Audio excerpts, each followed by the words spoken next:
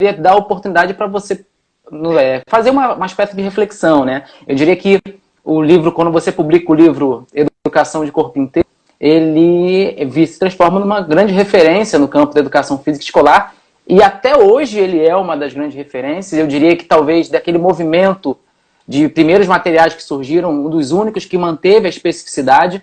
Aí eu queria que você compartilhasse conosco como que você avalia esse livro, quer seja no momento que ele foi publicado, quer seja o impacto dele agora, anos e décadas depois da publicação. Ultimamente eu ando pensando nesse livro, sabe, no momento histórico que a gente vivia naquele tempo, né? O livro foi publicado em 89, mas ele foi o resultado de um movimento que começou no comecinho dos anos 1980 final dos anos 70, começo dos anos 80, quando a gente começou um movimento de renovação ou de reinvenção da educação física brasileira. E aí eu fui fazer o meu mestrado, e por influência de outros professores anteriores, né, de professor Tubino, professor Darcy Mires, Mauro Ghiseline, algumas pessoas que começavam a falar da possibilidade de, na educação física escolar, as aulas serem mais alegres, mais lúdicas, né? E eu, como todos vocês, né, com essa cultura lúdica tão forte no Brasil, eu fiz um trabalho de pesquisa em escolas, em 1980, 81, 82, e as aulas que eu dava para minhas crianças eram aulas muito lúdicas. Eu já tinha vivido um pouco a experiência na década de 70, só que na década de 80 eu fiz isso baseado com fundamentação científica, e isso marcou muito, porque foi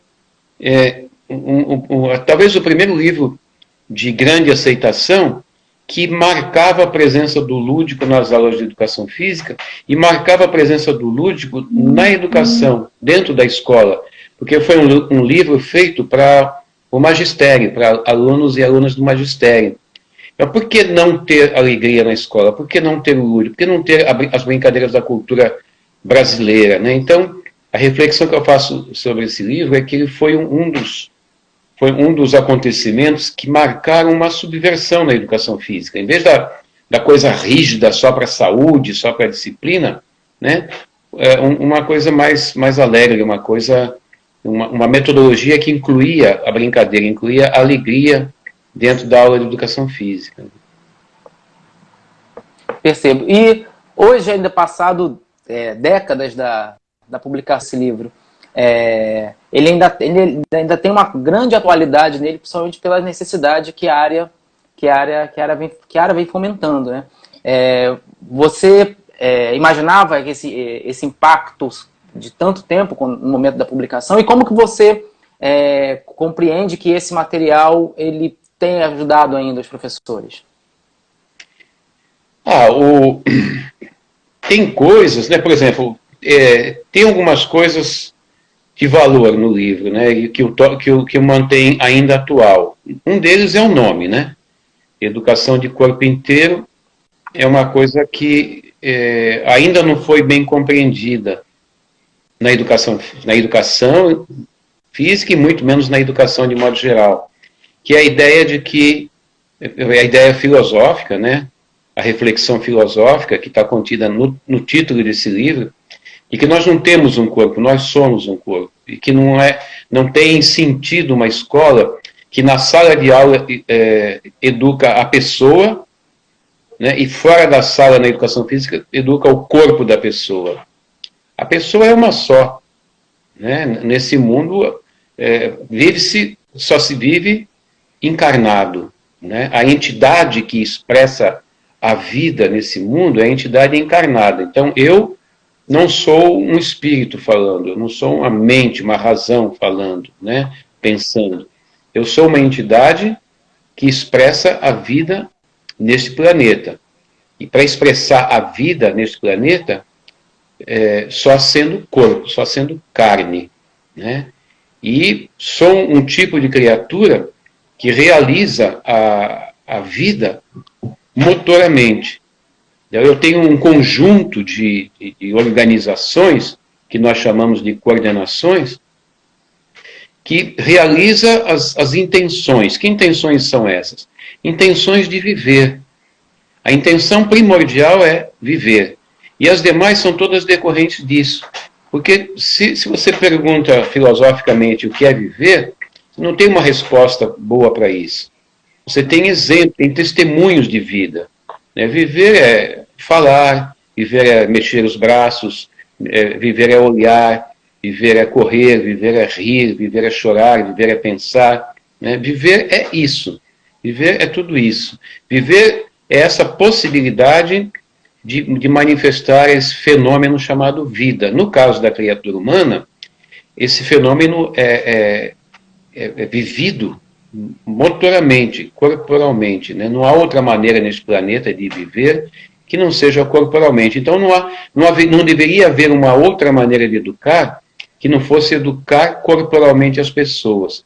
E a educação física precisaria assumir a ideia de que ela é uma disciplina que ensina, ou deveria ensinar as pessoas a viverem como elas são, ou seja, corporalmente. Eu tenho que ensinar as pessoas que elas são corpo. Elas têm que aceitar isso.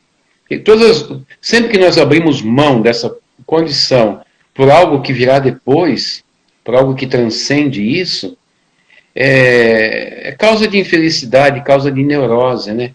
Transcender, na verdade, neste mundo, é aquilo que o professor Manuel Sérgio fala. É preencher em todos os instantes de vida aquilo que nos falta, porque o ser humano, ele nasce carente e seguirá carente até o final da vida. É como o mito do Prometeu. O Prometeu, todos os dias, ele foi amarrado por ter cedido o fogo aos humanos. Os deuses do Olimpo o amarraram num penhasco com o fígado exposto. Então, todos os dias vinha um abutre e comia o fígado dele, e até que o abutre voltasse no dia seguinte, o fígado se regenerava. Aí comia, ficava faltando o fígado, ele tinha que repor o fígado. Nós somos assim. Cada vez que você aprende uma coisa, você descobre com aquele conhecimento algo adiante que lhe falta. Então, isso parece um paradoxo. Você aprende para descobrir o que você não sabe. E esse é o destino do ser humano. Nós somos condenados ou destinados a aprender, mas o aprender nos condena a ter que saber mais, porque o conhecimento nos faz descobrir o que a gente não conhece ainda. E então a educação física, do ponto de vista filosófico, ela teria que assumir uma postura, ela tem assumido na prática uma postura bem diferente daquilo que ela era na sua fundação. Na fundação era apenas uma disciplina para promover saúde, para promover a disciplina moral, a higiene, e ela foi subvertendo isso. Hoje você encontra nas aulas de educação física aulas alegres, aulas onde o lúdico que é extremamente subversivo, o lúdico que subvertia a sociedade pós-revolução industrial e criou uma confusão na Europa, por isso nasceu a educação física, esse lúdico é ressuscitado, é ressurgido no começo dos anos 1980, quando eu e vários outros professores começamos a propor aulas lúdicas. Isso é subversivo, é rebelde. É uma das virtudes da educação física. E filosoficamente, a educação física é declarar que ela não educa o corpo das pessoas, ela educa as pessoas. E que ela não educa, ela não promove a saúde, ela promove o ser humano, o que inclui a saúde. Poxa, fantástica a explicação. E eu vou aproveitar, pegando um gancho na sua fala, professor, e na verdade pegando um gancho na ideia, na concepção que você coloca dessa ideia da escola nesse processo de educação. A partir desse olhar, você elaborou uma reflexão mais específica, que é a da pedagogia da rua. Eu queria que você pudesse explicar para a gente o que seria essa pedagogia da rua e quais são as contribuições dessa pedagogia para o ensino da educação física escolar. A pedagogia da rua, um termo que eu cunhei naquele livro Pedagogia do Futebol, é uma metáfora, porque não existe uma pedagogia da rua, a não ser eventualmente em poucos textos, né? Porque pedagogia é uma teoria, né? É uma teoria de uma prática educacional. A prática educacional existe e ela, no Brasil, é riquíssima. E, para mim, o caso mais exemplar da pedagogia da rua, da educação da rua, é o caso do futebol brasileiro. Porque nós temos uma população grande, né, 210 milhões de habitantes, e eu lembro que em 1970 nós éramos 90 milhões, hoje nós somos exatamente o triplo do que éramos em 1970. Você vê, 50 anos depois, nós somos o triplo do que éramos em 1970. Então, uma população de 210 milhões, a quantidade de pessoas muito pobres, dada a desigualdade social, é imensa. E essa população mais pobre, que é a esmagadora maioria, ela é subestimada, né? Ela é estigmatizada por um sistema escolar que reforça a cada instante a ideia de que as pessoas pobres são incapazes de aprender. Elas não passam pelo crivo, né? Elas são promovidas ano a ano na escolaridade por decreto, né? E só que elas, ao mesmo tempo, elas são reprovadas, porque elas vão acumulando desconhecimento, e lá na ponta, lá no fim da linha, elas vão ter que, para se inserir no mercado de trabalho, por não ter aprendido matemática, português, geografia, história, elas não vão ser aceitas nos melhores postos de trabalho, elas vão ser marginalizadas, vão ficar com os empregos mais mal pagos, vão ficar com subempregos. Então, por vários motivos que não caberia a gente discutir aqui, porque seria muito longo, a população mais pobre do Brasil, que é quase toda a população brasileira, digamos assim, ela vai sendo rebaixada e ela vai sendo convencida de que é incapaz de aprender. Eu, quando comecei a trabalhar, eu só tinha 14 anos, eu morava no Morro São Bento, em Santos, e a gente vinha de uma condição muito pobre, né? E eu fui trabalhar num banco e fui aceito para trabalhar porque eu tinha muita habilidade para datilografar. Eu era extremamente habilidoso, era uma rapidez enorme, fiz lá um teste e fui aproveitado lá no banco. Eu era office boy. Só que eu comecei a aprender muitas coisas, rapidamente, porque a minha mãe me ensinava muito, sabe? A minha mãe era fanática por conhecimento, e ela não tinha escolaridade, mas ensinava a gente tinha muita leitura. Um dia o gerente, conversando comigo, ele mais tarde até me perseguiu muito, mas ele conversando comigo, ele falou assim, você é um menino muito inteligente. Quando ele falou isso, eu fiquei muito surpreso, porque até então a mensagem que eu recebia da escola é que eu era burro. Eu não aprendia matemática, não tinha jeito. Eu sabia português porque eu lia muito, mas eu ia mal nas provas e eu não conseguia aprender matemática, e aprender matemática era sinônimo de inteligência, e não aprender era sinônimo de burrice. Quando ele falou aquilo, eu fiquei chocado, né? Então a população é convencida de que é incapaz. Só que quando o futebol apareceu no Brasil, no final do século XIX, os pobres não tinham acesso ao futebol. Essa grande população pobre não tinha acesso porque ele foi trazido por gente da elite, que veio da Inglaterra, alguns da Alemanha, e foi colocado nos clubes de elite. Então, os moços da elite brasileira aprendiam aquilo, e eles tinham tempo para se dedicar, para treinar, e faziam aquilo maravilhosamente, mas era só entre eles. Ao mesmo tempo, na Inglaterra, já havia um movimento que operários pobres queriam jogar futebol e começaram a aprender e forçar a profissionalização. Mas, nesse tempo, o que chegou no Brasil foi esse futebol elite. E quem praticava era a elite. Os pobres não tinham vez, não tinha clube para eles. Então, a molecada via aquilo e queria fazer, não tinha bola, não tinha campo. Eles começaram a improvisar, começaram a inventar. Então, eles foram inventando joguinhos de futebol. com bola de meia, em cima de pedra, na terra, na lama. Eles foram brincando com aquilo ali. Foram brincando e inventando certas habilidades, em parte imitando lá o pouco que eles podiam ver dos jogadores que treinavam, né, no Flamengo, no São Paulo, no Palmeiras, no Vasco, no Fluminense. E eles foram inventando um outro jeito de jogar futebol. Eles inventaram uma brincadeira de futebol. Nos anos 1920, os dirigentes do Vasco, passando pela rua em São Januário, eles viram um grupo de meninos, né, adolescentes, me parece, quem conta isso é o Mário Filho, né, que é o jornalista, que é irmão do Nelson Rodrigues, e dá o nome ao estádio do Maracanã.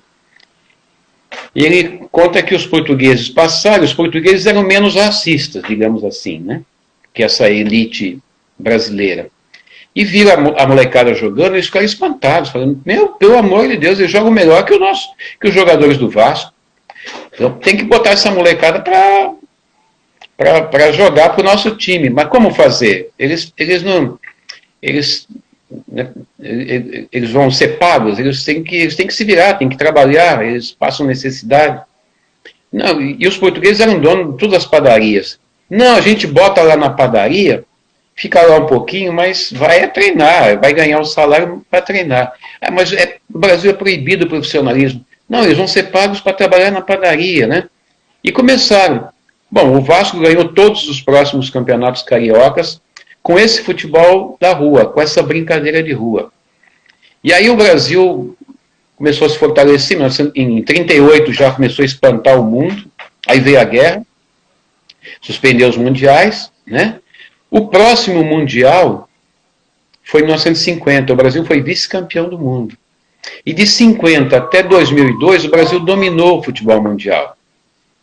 Então, esse povo pobre, subestimado, que foi convencido de que não é capaz de aprender, que não tem vez para nada que tenha valor no mercado de trabalho nesse país, inventou uma brincadeira que tornou o Brasil a maior potência do futebol mundial durante 50 anos. Um povo que aprende isso, aprenderia qualquer coisa. E se essa metodologia, se essa prática educacional que eles praticaram para chegar a isso, fosse teorizada, nós tiraríamos daí elementos para ter uma pedagogia riquíssima para ensinar o brasileiro, inclusive na escola. Uma educação latino-americana, uma educação brasileira, uma educação abaixo da linha do Equador, uma educação nossa, uma educação que não fosse um clone da educação centro-europeia, uma educação que não fosse colonizada pelo pensamento europeu. Nós temos elementos no futebol, na capoeira, no carnaval, no samba, no candomblé, em várias manifestações, nas danças indígenas, no folclore amazônico. Nós temos vários elementos magistrais de construção cultural brasileira, né, que demandam uma prática educacional e que poderiam servir de base, junto com o que a gente vê no desenvolvimento da criança, para constituir uma pedagogia brasileira, como queriam Paulo Freire, em parte ele fez, etc. Né? Mas não, os luminares da educação, cada vez que vão pensar a educação para construir um currículo, constroem um currículo mágico que nunca funciona, que ninguém consegue praticar direito. Né? E sem contar a estupidez dos ministros da educação que passam por Brasília, né? Sem contar isso, né? Os ministros da deseducação, pessoas que talvez não passem num ditado, né? Se mandar escrever uma folha, não passa. Né? Muito bem, é isso, né? A pedagogia da rua seria isso e muito mais do que isso, que não dá tempo de falar aqui nesse pouco tempo, né? Não, mas foi fantástica a explicação, dá para a gente ter uma ideia de onde surge essa concepção e da própria operacionalização. E aí, pensando um pouco, já avançando isso, pensando numa perspectiva pedagógica de ensino, aproximando desse processo de ensino, eu já tive a oportunidade de, em algumas vezes, ler alguns textos seus e te escutar pessoalmente, defendendo que a educação física escolar deveria discutir de maneira mais aprofundada sobre métodos de ensino, que é um argumento do qual eu concordo plenamente. Mas é que você pudesse trazer aqui as suas justificativas e como que você pensa essa discussão, da necessidade da discussão de método para pensar a educação física escolar. Eu estava agora há pouco assistindo aqui uma transmissão pelo YouTube com a Ana Moser. A Ana Moser estava conversando com 4 jovens, ex-alunos nossos, lá do Instituto de Esporte e Educação. Eu digo nosso porque eu trabalho no Instituto de Esporte e Educação e tenho um imenso orgulho de dizer que trabalho lá no Instituto com a Ana, com o Josemar, com o Abel, com o Alê, com o Fábio D'Angelo, né? Com a Betânia, com a Cibele, com a Marilene, com tanta gente boa que me ensina tanta coisa, né? E nesse encontro, a Ana estava mostrando jovens egressos dos nossos projetos, que são profissionais extremamente dignos, são cidadãos, eles cumpriram a trajetória toda, desde os primeiros passos no esporte educacional até a formação profissional, que lhes garante hoje um belíssimo trabalho, uma postura extremamente digna. É isso que a gente busca no esporte educacional. Mas toda a orientação que a gente ajuda a definir no Instituto de Esporte e Educação é para que a gente pratique um tipo de uma metodologia que a gente pode chamar de transdisciplinar. Né? Porque nós temos lá os nossos princípios do esporte educacional, que são a inclusão de todas as pessoas, ninguém pode ficar de fora. A gente que se vire, mas ninguém pode ficar de fora. Se alguém for excluído é porque nós falhamos. Porque não é esporte para ser campeão, é esporte educacional. Né? Nós temos que respeitar a diversidade das pessoas, a diversidade de opções sexuais, a diversidade de cor de pele, a diversidade de tamanho, de peso, né, de deficiência, do que quer que seja. Né? E a gente tem que construir coletivamente as ações com nossos alunos. A gente tem que produzir com eles autonomia. Eles têm que ir se tornando independentes, autônomos. E a gente tem que praticar o que a gente chama de educação integral. E são princípios do esporte educacional. O Instituto assume, de alguma maneira, também recomendações minhas quanto a princípios da prática pedagógica, que seriam ensinar a todos, ensinar bem o esporte a todos e ensinar mais do que o esporte a todos. Então, quando a gente ensina qualquer coisa no Instituto, a gente espera que as pessoas, em aprendendo a pular corda, levem do pular corda para a sua vida um legado. Isso depende do método. E aí a gente defende o método transdisciplinar, ou seja, um método que transcende a prática realizada e atravessa outras práticas, vizinhas ou mais distantes, dependendo da potência da ação pedagógica. Mas vou dar um exemplo. As crianças estão pulando corda, então nós batemos corda assim, elas entram por aqui, pulam 1, 2, 3 vezes e saem por aqui. Depois que todas pularem, as crianças estão vindo daqui para cá. A gente inverte o movimento. Em vez de bater assim, a gente bate assim. A gente quebra a coordenação, aquela coordenação espacial que permitia entrar naquele momento certo, né? Espacial e temporal. Elas vão continuar entrando no tempo certo, mas o espaço tem que ser diferente. Agora não é quando a corda estiver no alto, agora é quando a corda estiver no chão que elas têm que entrar. Então elas vão... A tendência da criança, vamos supor que ela tenha 8, 9, 10 anos, é continuar fazendo o que deu certo. Mas há um problema novo. E problema novo só se resolve com solução nova. Então elas tentam com a solução antiga, está errado. Elas tentam outras vezes, os professores dão algumas dicas, até que elas percebem o problema. Mas até perceber, elas tiveram dúvidas. E essa dúvida levou a ação para o plano da reflexão. E aí, o que é que está no plano da reflexão? Não é mais a prática está parada ali. Elas estão refletindo não quando estão pulando, é quando não estão pulando. Então, onde é que está a prática? Na imaginação, na mente, na reflexão. Né? Então, elas estão vendo a prática ser feita dentro delas e concluem que tem que mudar o espaço, né? A coordenação espacial. Agora eu vou entrar quando a corda vier. Isso com alguma ajuda dos professores, claro. E aí a brincadeira acabou, mas ela refletiu sobre o espaço.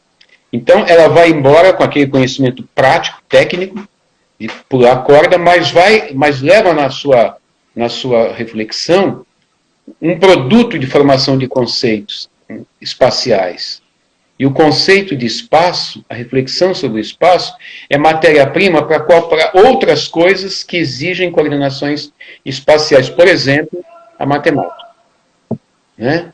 Por exemplo, a arquitetura. Por exemplo, artes manuais. Por exemplo, música e assim por diante. O que a gente quer é ensinar o gesto esportivo, ou o gesto de qualquer brincadeira, mas a gente quer que os elementos formadores do gesto cheguem à consciência da criança. Para que ela possa, mesmo que ela nunca saiba disso, para que ela possa transcender e ir além da brincadeira.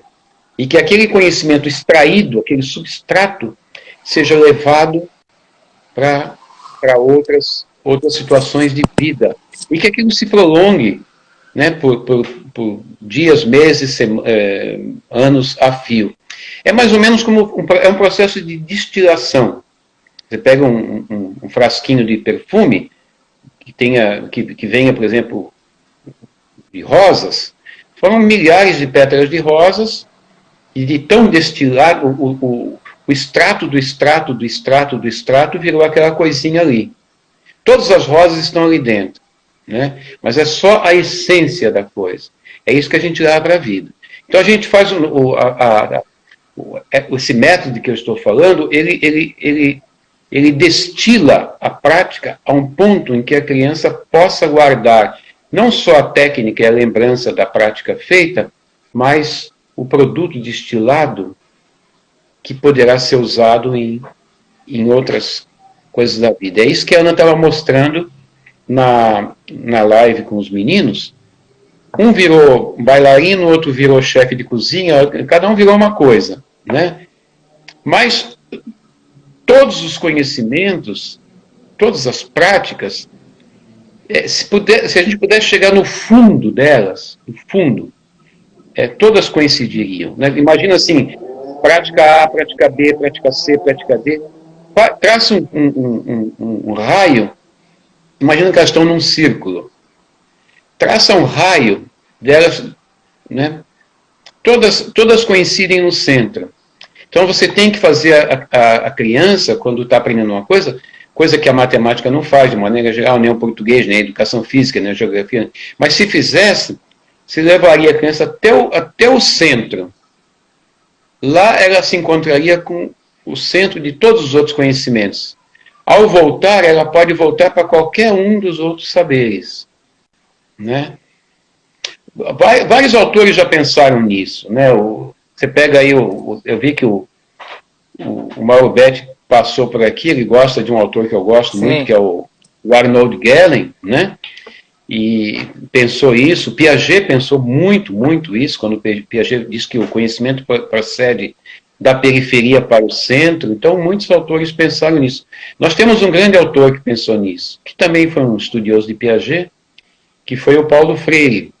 Né? O Paulo Freire era um autor que pensava nisso. Eu vou trabalhar com a palavra enxada para que um dia o meu aluno, que está se alfabetizando, chegue ao centro dessa questão, né, do que fazer com a enxada, e quando ele emergir desse centro, ele poderá reconhecer outras coisas do mundo que não só a enxada. Pela enxada eu lhe mostro o mundo, dependendo do método, né? Então, quando eu falo que a gente carece de metodologia, eu falo que a gente carece de estudar métodos que tenham um longo alcance, que tenham profundidade, que levem o aluno para baixo da superfície para quando ele emergir, ele possa descobrir mais coisas do mundo. Inclusive, o Mauro Betti, ainda há pouco aqui, confirmou, Arnold Geller, o nome do autor. Arnold Geller. E te ouvindo, professor, só fica mais clara a necessidade que o campo da educação física, sobretudo da educação física escolar, necessita de estudar métodos, mas estudar, aplicar, ressignificar, refletir os métodos, a intervenção. Isso se vai, e certamente toda essa sua discussão que inspirou o Instituto, o Caravana do Esporte, Instituto Esporte e Educação, a pensar metodologias, é fruto, claro, de uma série de estudos, mas é fruto também do teu contato com professores de todo o Brasil, né? E era muito interessante te acompanhar no momento em que podíamos fazer aglomerações e você viajava o Brasil todo, em diferentes espaços, conversando com alunos, com professores, esse contato que você tinha. E aí eu queria te perguntar o seguinte, dessa experiência, viajando todo o Brasil, encontrando com professores dos mais distintos locais, eu vi que em algum momento você foi em tribos indígenas, para fazer formações.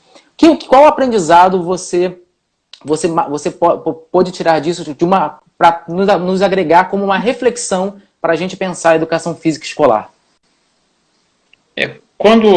Eu sempre viajei muito pelo Brasil, sabe? Mas quando eu conheci o trabalho do Instituto Esporte e Educação, eu vi a oportunidade de ter uma espécie de curso intensivo de Brasil, né? E também porque eu conhecia só a Ana Moser, eu conhecia de nome, todos nós éramos torcedores da Ana Moser, né, na verdade. E eu tinha curiosidade de conhecer uma atleta que tinha essa consciência social, né, que tinha posicionamento político. Aí o Fábio D'Angelo me levou ao Instituto e eu comecei a rodear o Instituto, aí a Ana, fiz amizade com a Ana, ela começou a me convidar para algumas coisas, depois eu comecei a dar umas palestras, aí eu conheci o Alexandre Arena, que é um professor extraordinário, mas uma vez o Fábio, ele trouxe aqui na minha casa, aqui em Florianópolis, ele trouxe a Cibele Venâncio, trouxe o Everaldo, veio o Fábio, a Cibele e o Everaldo. Eu fiquei muito empolgado de conversar com eles, né? E aí eu queria me aproximar do Instituto Esporte e Educação. Eu precisava aprender mais coisas, e eu achava que o Instituto estava fazendo história. Eu notava que tinha coisas que o Instituto estava na frente da universidade, inclusive, sabe? E aí o Alexandre Arena, né, que é o Alê, me chamou para conhecer uma caravana. E eu viajei com a caravana. Meu Deus do céu, aquilo para mim foi me lembrou, nos anos 70, um trabalho que eu tinha, mas era um trabalho fixo, né? Mas, de repente, eu me vi lá no interior da Bahia, acho que foi o primeiro lugar que eu fui. Aí eu fiquei louco, né, com aquilo. Aí a Ana falou, bom, já que você está rodeando tanto aqui, se você quiser trabalhar com a gente, você pode ser o nosso consultor, né? De vez em quando você colabora com a gente aqui e tal. E aí eu comecei a fazer vários trabalhos, mas principalmente a caravana. E com a caravana eu conheci de fato o Brasil, né? E muito interessante, em fevereiro você está na Bahia, em março você está no Rio Grande do Sul, em abril você está em Rondônia, em maio você está no Amazonas, é fantástico, né?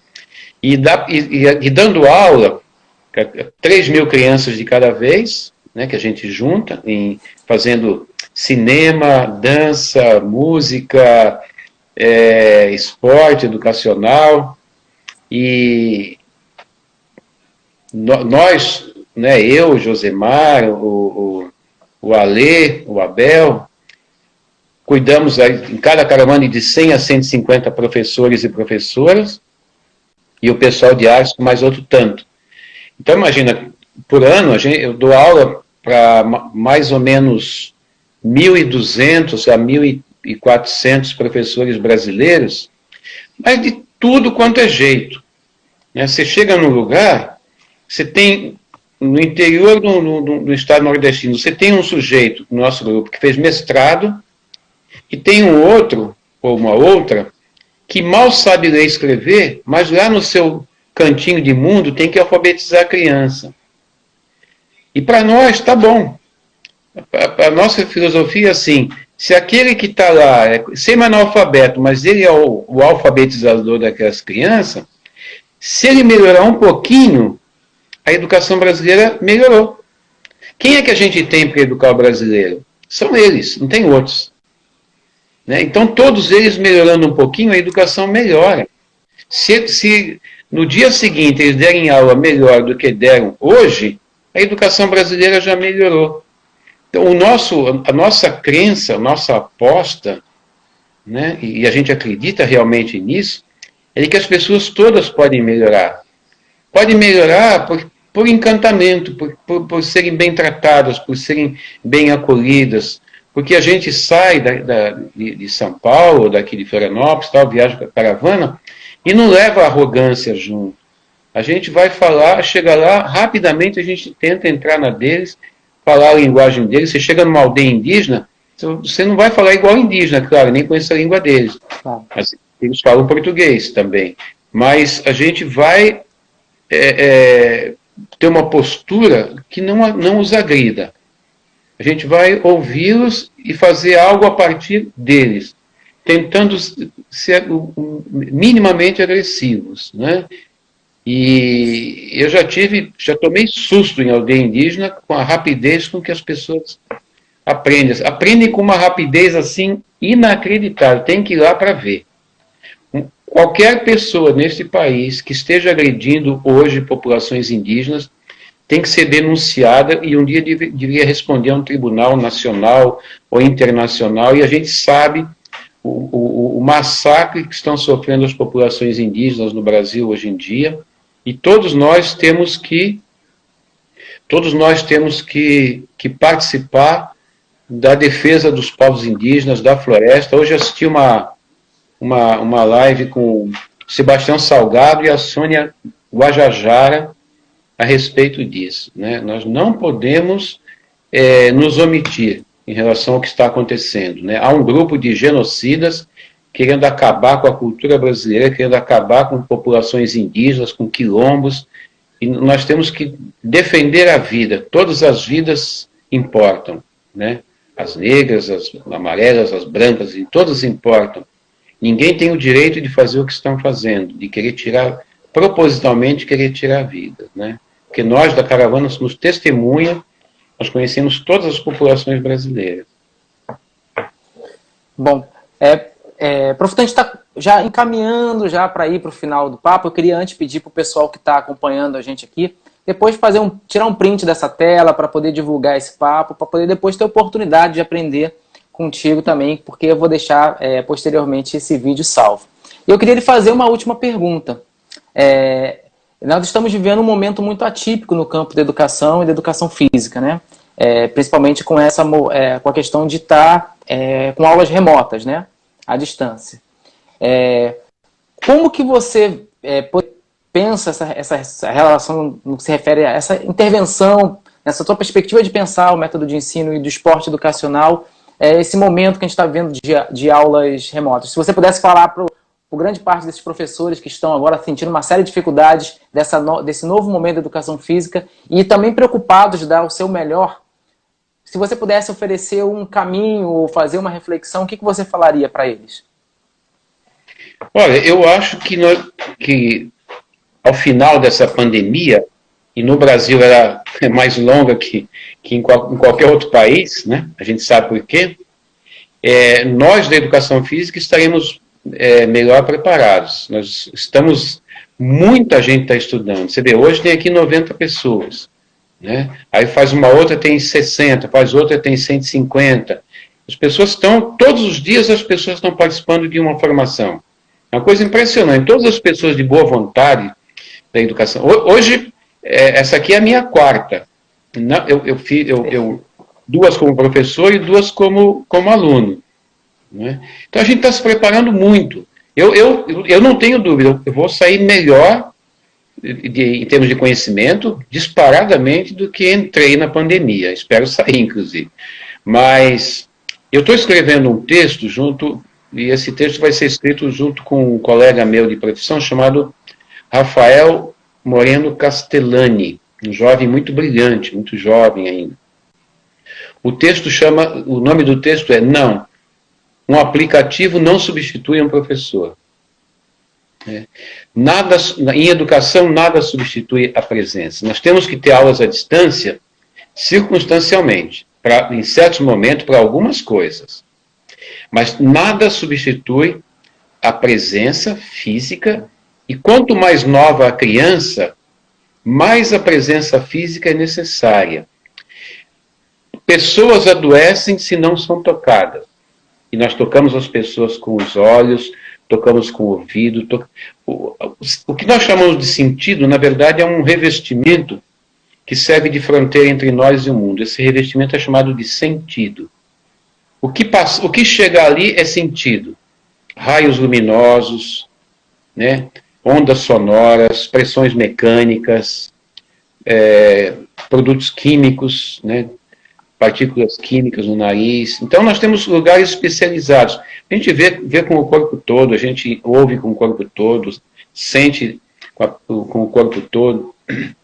E então, quando nós estamos com as pessoas, principalmente com os mais novos, as pessoas elas recebem isso da gente, nos recebem todos com ela. E a pessoa que não é tocada pelos sentidos, ela adoece.